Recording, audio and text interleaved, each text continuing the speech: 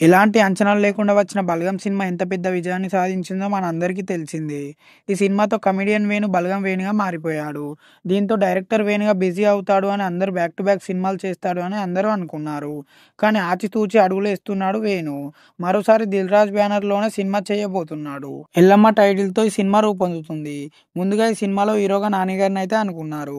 కానీ ఎందుకో ఈ సినిమాపై పెద్దగా ఇంట్రెస్ట్ అయితే చూపెట్టలేదు. దీంతో అటు ఇటు తిరిగి ఫైనల్‌గా నితిన్ దగ్గరికైతే చేరుకుంది. నితిన్ కూడా గ్రీన్ సిగ్నల్ అయితే ఇచ్చేశాడు. ఎల్లమ్మ ఇంకా షూటింగ్ మొదలుపెట్టడమే లేటు అని అంటున్నారు.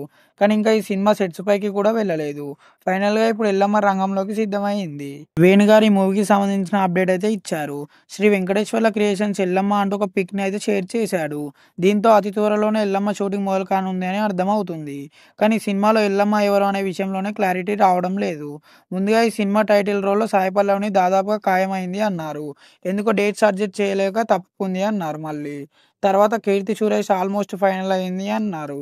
కానీ ఆమె కూడా నో చెప్పినట్టు టాక్ ఉంది. మరి ఎల్లమ్మ సిద్ధమైంది కాబట్టి హీరోయిన్ ఎవరో త్వరలోనే క్లారిటీ వస్తుంది అని అంటున్నారు.